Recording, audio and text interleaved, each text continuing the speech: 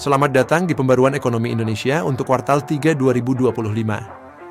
Tinjauan komprehensif ini dirancang khusus bagi para profesional, termasuk ekonom, investor, dan analis, untuk memahami dinamika perekonomian terkini. Perekonomian Indonesia menunjukkan kinerja yang solid pada kuartal 3 2025, dengan pertumbuhan produk domestik bruto atau PDB tahunan mencapai 5,04%. Sementara itu, pertumbuhan kuartalan tercatat sebesar 1,43%. Angka-angka ini mencerminkan ketahanan ekonomi di tengah tantangan global. Pertumbuhan PDB tahunan sebesar 5,04% ini didukung oleh beberapa faktor kunci. Konsumsi rumah tangga yang kuat, belanja pemerintah yang meningkat, dan ekspor yang tangguh menjadi pendorong utama. Konsumsi rumah tangga tumbuh sebesar 4,89%, sementara belanja pemerintah mengalami rebound signifikan dengan pertumbuhan 5,49%. Pertumbuhan ekonomi Indonesia ini melampaui beberapa mitra utama di kawasan, seperti Tiongkok yang mencatat 4,80% dan Singapura dengan 2,90%. Meskipun demikian, Vietnam memimpin dengan pertumbuhan yang lebih tinggi, mencapai 8,20%, menunjukkan persaingan regional yang dinamis. Neraca perdagangan Indonesia tetap menunjukkan surplus yang kuat, mencapai 11,16 miliar dolar Amerika Serikat pada kuartal 3 2025. Ini didorong oleh total ekspor yang mencapai 71,39 miliar dolar Amerika Serikat, sementara impor tercatat sebesar 60,23 miliar dolar Amerika Serikat. Surplus ini menandai 62 bulan berturut-turut Indonesia mempertahankan neraca perdagangan positif. Sektor manufaktur menunjukkan pertumbuhan yang signifikan sebesar 5,58%, melampaui pertumbuhan ekonomi nasional. Pertumbuhan ini didorong oleh kinerja positif dari subsektor seperti makanan dan minuman, logam dasar, serta bahan kimia, farmasi, dan obat tradisional. Sektor ini juga menyumbang 1,04% terhadap pertumbuhan PDB.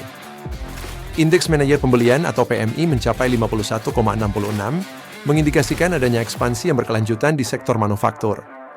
Sementara itu, utilisasi kapasitas produksi berada di angka 73,84%, menunjukkan bahwa industri beroperasi pada tingkat yang efisien. Penjualan listrik juga meningkat sebesar 2,83%. Permintaan domestik tetap tangguh, menjadi salah satu pilar utama pertumbuhan ekonomi. Hal ini terlihat dari peningkatan perjalanan turis domestik yang melonjak 21,84% dan penjualan retail real yang naik 4,67% secara tahunan.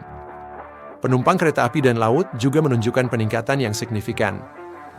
Pasar tenaga kerja menunjukkan perbaikan yang berkelanjutan, dengan tingkat pengangguran menurun menjadi 4,85% pada Agustus 2025.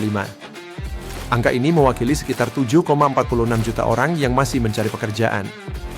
Total angkatan kerja mencapai 154 juta orang, dengan 146,54 juta diantaranya telah bekerja.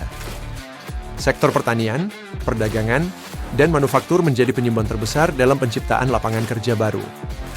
Sektor pertanian menambah 0,49 juta pekerjaan, diikuti oleh akomodasi dan makanan sebesar 0,42 juta, serta manufaktur dengan 0,30 juta pekerjaan baru dari Agustus 2024 hingga Agustus 2025. Upah rata-rata bulanan nasional mencapai 3,33 juta rupiah pada tahun 2025. DKI Jakarta mencatat upah tertinggi sebesar 5,90 juta rupiah, sementara sektor ICT juga menunjukkan upah yang kompetitif sebesar 5,28 juta rupiah. Di sisi lain, Lampung mencatat upah terendah sebesar 2,52 juta rupiah. Indeks Pembangunan Manusia atau IPM Indonesia meningkat menjadi 75,90 pada tahun 2025, naik dari 75,02 tahun sebelumnya.